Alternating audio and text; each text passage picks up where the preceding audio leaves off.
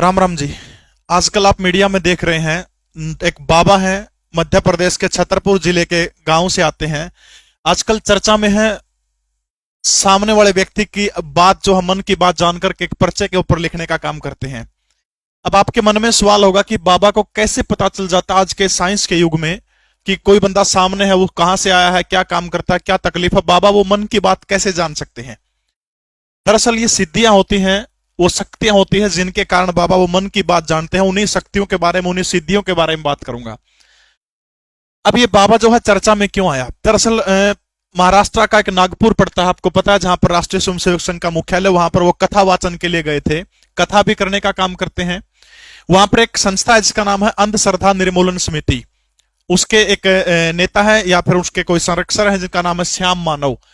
उन्होंने बाबा को एक चमत्कार जो दिखा रहे हैं, बाबा कहा कि आप अगर चमत्कार दिखा रहे हैं तो आप मेरा चैलेंज स्वीकार करिएगा। मेरे बराबर वाले कमरे में क्या क्या सामान है, वो सामान आप बता दीजिए, मैं आपको 30 लाख रुपए दूंगा। अब कहते हैं कि ये चैलेंज सुन के बाबा कथा छोड़ करके भाग गए और रायपुर चले गए। खैर इसके पीछे सच क्या है, इसके बारे में तो बाबा बहुत बार बयान दे चुके हैं। लेकिन रायपुर के अंदर जो कथा हो रही है उसके अंदर जो धीरेन्द्र शास्त्री जो है, बाबा जो है जिनका नाम है पंडित धीरेन्द्र कृष्ण शास्त्री, इन्होंने चैलेंज को स्वीकार कर लिया और स्वीकार करके कहा कि आप आइए मेरे पास और मैं आपके कमरे में क्या क्या रखा है मैं आपको बताऊंगा। अगर मैंने बता दिया तो जिंदगी भर गुलाम रहना पड़ेगा। अब श्याम मानव वहां पर नहीं आए। अब आपके मन में सवाल होगा कि क्या बाबा ये बता देते कि साइड वाले कमरे में क्या रखा है। अगर आप मुझसे पूछें तो बिल्कुल आसान सी भाषा में कहूंगा, हाँ वो बता सकते थे। और ये बेहद आसान काम था उनके लिए, बेहद आसान काम है, चुटकियों में बता देते वो। कौन है बाबा। मध्य प्रदेश के छतरपुर जिले के गढ़ा एक गांव पड़ता है। 5 साल पहले इस गांव को कोई नहीं जानता था। इस 27 साल के नौजवान पंडित धीरेन्द्र कृष्ण शास्त्री ने पूरे विश्व के अंदर इस गढ़ा गांव को जनाने का काम किया है। 1996 के अंदर इसी गढ़ा गांव के अंदर जन्म हुआ था। खाने के एक वक्त की रोटी के लाले पड़ जाते थे। इनके दादा पंडित भगवान दास गर्ग, गर्ग है ये बनिया जिसको हम अपने उत्तर भारत में खासतौर पर बोलते हैं। इनके दादा पुजारी थे। 11 साल की उम्र से पंडित धीरेन्द्र कृष्ण शास्त्री जो है वो बालाजी भगवान जो है उनकी पूजा करने का काम करते हैं। उनके हाथ में भगवान हनुमान की गदा रहती है, उसको घुमाते हैं, घुमाने के बाद में चमत्कार करते हैं। लेकिन आपके मन में एक सवाल होगा कि क्या वास्तव में चमत्कार करते हैं, क्या वो एक अंधविश्वास फैलाते हैं, क्या कुछ शक्तियां हैं। उनका जवाब मैं उनको देने का काम आप लोगों को करूंगा। दरअसल रायपुर के अंदर नेशनल मीडिया के सामने, देश के बहुत सारे मीडिया चैनल थे, उनके सामने बाबा ने चैलेंज दिया कि श्याम मानव यहां पर आए, मैं आपका चैलेंज स्वीकार करता हूं। लेकिन वो नहीं आए। अब आपके मन में सवाल होगा कि वो क्या शक्तियां हैं, वो कौन सी शक्तियां हैं जो पंडित धीरेन्द्र कृष्ण गर्ग शास्त्री को आकर के बताने का काम करती हैं। उससे पहले धीरेन्द्र शास्त्री, क्योंकि वो खासतौर पर धर्म, जो हिंदू धर्म से जो लोग बिछुड़ के वापसी चले गए, उनकी घर वापसी करवाने का काम करते हैं बड़े लेवल के ऊपर, इसलिए भी वो निशाने के ऊपर रहते हैं। कुछ फोटो है मैं आपको दिखाना चाहता हूं, ये उन्हीं की फोटो है। अब उन शक्तियों का जिक्र भी करूंगा। ये एक फोटो इनके फैन के द्वारा वायरल की गई कि ढोंग सिर्फ धीरेन्द्र शास्त्री करते, यहां तो गाड़ी को पोइम सुनाई जा रही है। ये कोई पादरी है, नई गाड़ी कोई बंदा लेके आया, उसके सामने प्रार्थना कर रहे हैं कि गाड़ी ठीक चले। ये कहते हैं कि क्या ये भी अंधविश्वास नहीं है। एक और तस्वीर दिखाता हूं जो बहुत वायरल हो रही है। ये पंडित धीरेन्द्र कृष्ण शास्त्री हैं, कोई ब्रिटिश महिला है, उनसे गले मिल रहे हैं। ये फोटो बहुत ज्यादा वायरल हो रही है कि देखिए किस तरह से गले मिलते हुए एक साधु को शोभा नहीं देता। अगर मेरा पर्सनल ओपिनियन आप इसके अंदर समझो तो साधु जो होता है, दिल से मिलने की भावना होती है। हम माँ से भी गले मिलते हैं, हम बहन से भी गले मिलते हैं, क्या वहां पर हम गलत हो जाते हैं। अब इसके मन की भावना, इनके मन की भावना क्या है उसको कौन समझ सकता है। इस तरह के फोटो लगा के वायरल करना क्या उचित नहीं है। अब आपके मन में सवाल होगा कि वो शक्तियां, वो ताकतें कौन सी हैं। क्या सचमुच भगवान हनुमान आकर के उनको बताते हैं जैसे वो बालाजी का नाम लेते हैं। मेरा उत्तर है नहीं। भगवान हनुमान इतने सस्ते नहीं है कि वो किसी को आकर के बताएं कि सामने वाले के मन में क्या चल रहा है। अब वो शक्तियां देख लीजिए कौन सी है। सबसे पहला नाम है, एक सिद्धि है जिसका नाम है कर्ण पिशाचिनी सिद्धि। कर्ण पिशाचिनी सिद्धि, ठीक है। हो सकता है आप मेरे को बेवकूफ कहें, लेकिन आप इस सिद्धि के बारे में गूगल में सर्च करना कि कर्ण पिशाचिनी सिद्धि क्या होती है। दरअसल ये जो सिद्धि होती है, तांत्रिक विद्या होती है, कुछ मंत्रोच्चारण का आपको गहन अध्ययन करना पड़ता है, सालों साल इस तपस्या के अंदर लग जाते हैं। इसके बाद एक अलौकिक शक्ति होती है, एक देवी होती है, इसको कर्ण पिशाचिनी माता कहते हैं। कहते वो कान में आकर के बैठ जाती है। जो इस तपस्या को करता है उसके कान में भयंकर दर्द होता है।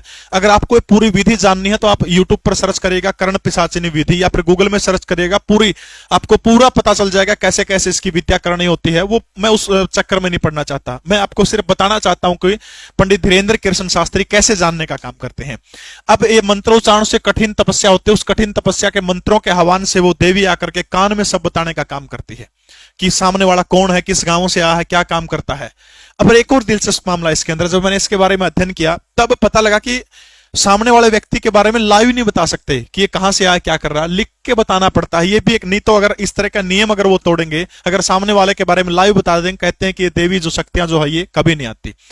अपने नवरात्रों के अंदर विद्याओं का जिक्र सुना होगा, 10 महाविद्याएं हैं। 10 महाविद्याओं में से एक 9वीं महाविद्या है जिसका नाम है कर्ण मातंगी साधना।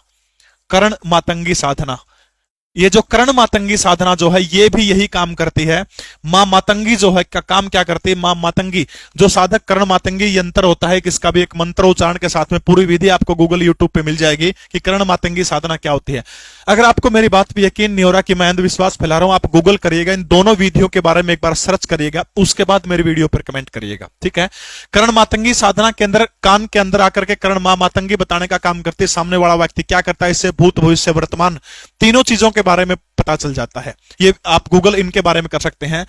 अब सबसे बड़ा सवाल है कि क्या पंडित धीरेन्द्र कृष्ण शास्त्री जो हैं, क्या उनके पास में भगवान हनुमान बताते हैं या फिर ये विद्याएं हैं उनके पास में, ज्योतिष की या फिर या कहिए सिद्धि की। ये दो ही महत्वपूर्ण विद्याएं हैं जिनके सहारे कोई व्यक्ति क्या जान सकता है कि भूत भविष्य वर्तमान सामने वाले व्यक्ति के बारे में बता देता है। दरअसल ये जो कर्ण पिशाचिनी साधना होती है बड़ी कठिन साधना होती है। शास्त्रों के अंदर इसके बारे में जब मैंने अध्ययन किया तो कहते हैं कि यह साधना करने वाला व्यक्ति नरक भोगता है, या फिर उसका जो जिंदगी का अंतिम पड़ाव होता है वो इतना भयंकर होता है, वो इतना दुसावर होता है कि हर किसी को नहीं करनी चाहिए।